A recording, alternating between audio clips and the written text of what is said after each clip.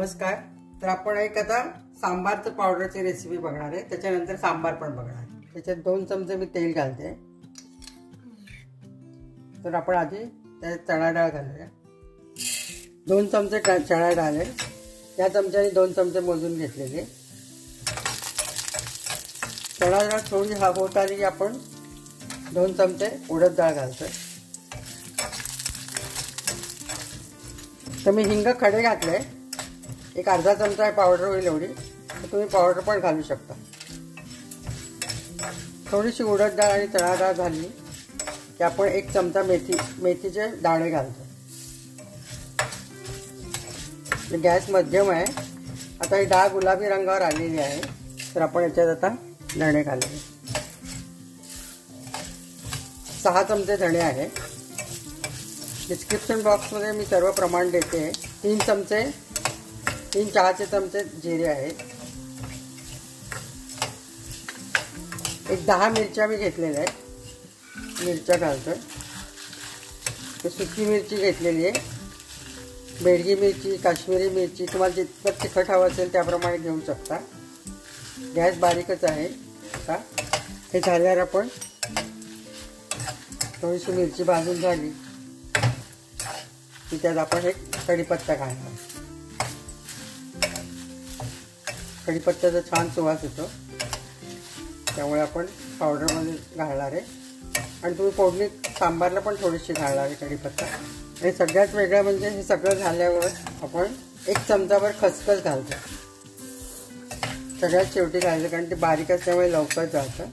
तर आता हे आपलं सगळं भाजून झालेलं आहे, तर गॅस बंद करते आणि दळून हे नेहमी फ्रेश सांबार पावडर केलं की जास्त छान होतं। पण तुम्ही करून एक 8-10 दिवस ठेवलं तरी चालतं, पण फ्रेश केलं की त्याचा स्वाद वेगळाच येतो। तर मी गॅस बंद करते, थंड झालं दळून घेऊया। कढईतनं काढून मी थंड करायला ठेवलंय, तर आपण तर दळून घेऊया।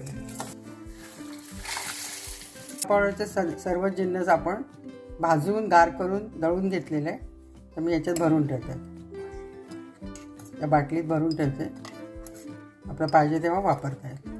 1 वाटी डाळीला आपल्याला साधारण 4 चमचे ही पावडर घालायला लागेल, त्याला व्यवस्थित स्वाद येईल।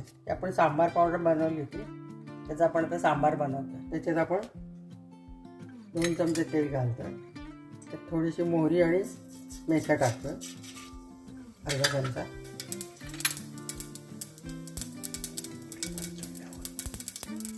मोहरी फुटली आहे व्यवस्थित, तर आपण कांदा घालतो।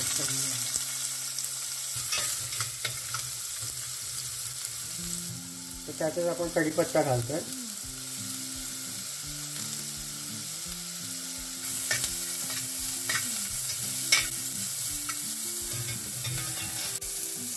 कांदा थोडा झालेला आहे। शेंगा मी आधीच उकडून घेतले, थोडंसं मीठ टाकून सॉफ्ट झालेलं आहे, आणि शिजायला वेळ लागतो म्हणून आधी उकडून घ्यायला पाहिजे।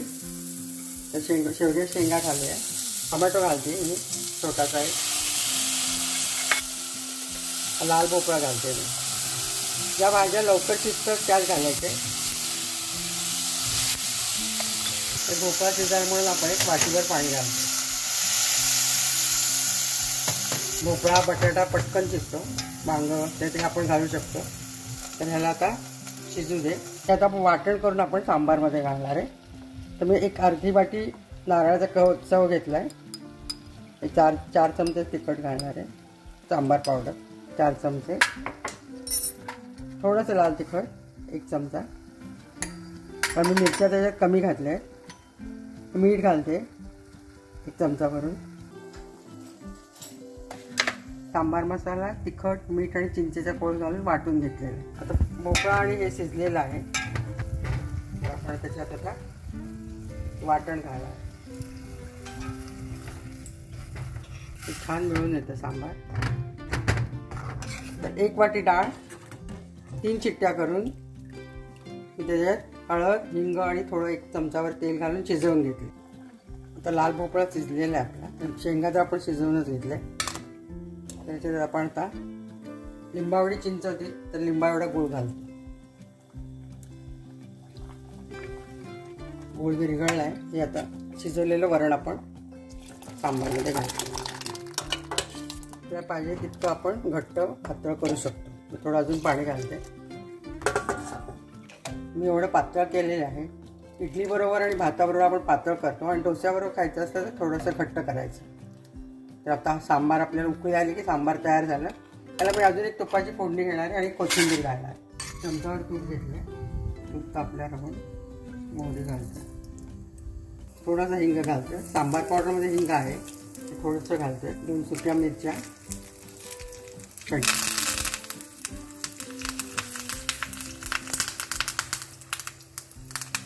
ही फोडणी आपण सांबारला